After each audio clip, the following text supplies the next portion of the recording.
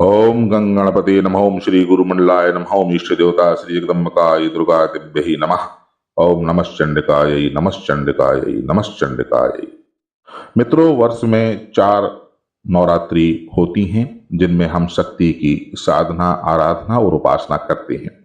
इसमें से 2 नवरात्रि सभी लोगों को पता है, चैत्र माह में और शारदीय नवरात्रि जो बोलते हैं वो आती हैं। 2 नवरात्रियों को हम लोग गुप्त नवरात्रि बोलते हैं, आषाढ़ गुप्त नवरात्रि और माघ गुप्त नवरात्रि। इस वर्ष जो है वो आषाढ़ माह की जो गुप्त नवरात्रि हैं वो 6 जुलाई से प्रारंभ होगी और 15 जुलाई तक है।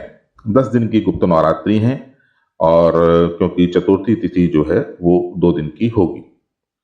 इस गुप्त नवरात्रि में हम लोग क्या कर सकते हैं, सामान्य तौर पे जो भी शक्ति के साधक हैं, देवी के साधक हैं, उनको तो इन चारों नवरात्रि में माँ जगदम्बा की, शक्ति की, काली की, जिसको जो भी आपकी इष्ट हैं या शक्ति की साधना करती हैं वो करना चाहिए।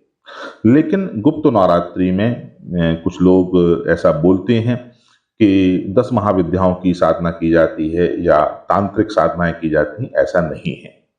तो देखिए, माँ सप्तशती जिसका हम लोग पाठ करते हैं वो एक तांत्रिक ग्रंथ ही है। तंत्र का अर्थ जो है वो लोग नहीं समझ पाए हैं।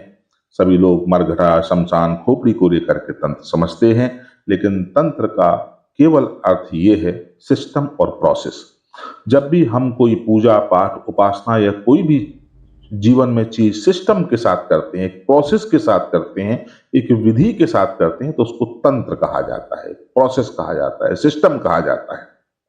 तो इसको लेकर कंफ्यूज ना हो।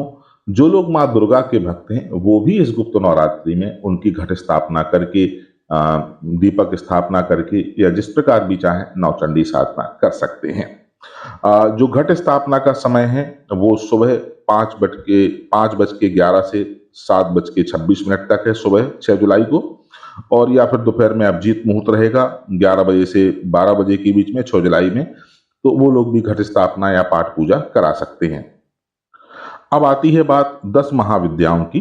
तो 10 महाविद्या हैं। ये विद्या का मतलब होता है नॉलेज। तो ये उस प्रकार की नॉलेज हैं जो हमारे ऋषि मुनियों ने या सिद्धों ने जिनके नाम दिए हैं शक्ति के रूप में।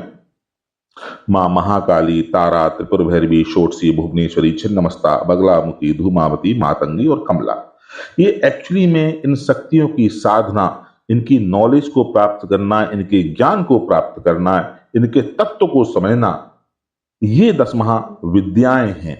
विद्या मतलब नॉलेज, और इसके माध्यम से आप इस संसार में, भौतिक जीवन में और मृत्यु के उपरांत सूक्ष्म जीवन में जन्म जन्मांतर तक अगर ये नॉलेज आप प्राप्त कर लेते हैं, सपोज आप काली तत्व की नॉलेज, ज्ञान आपको प्राप्त हो गया, तो ये जन्म जन्मांतर आपके साथ चलता है और हर प्रकार से आपके जीवन को श्रेष्ठ बनाने के लिए, सुरक्षित बनाने के लिए ये नॉलेज काम आती है। तो आप किस महाविद्या के बारे में जानना चाहते हैं, कमेंट बॉक्स में जरूर लिखें। आप सबका जीवन शुभ हो, शक्ति की साधना करें, शक्ति की आराधना करें, और बाकी का जो है महाकाली के बारे में नेक्स्ट वीडियो में डिटेल्स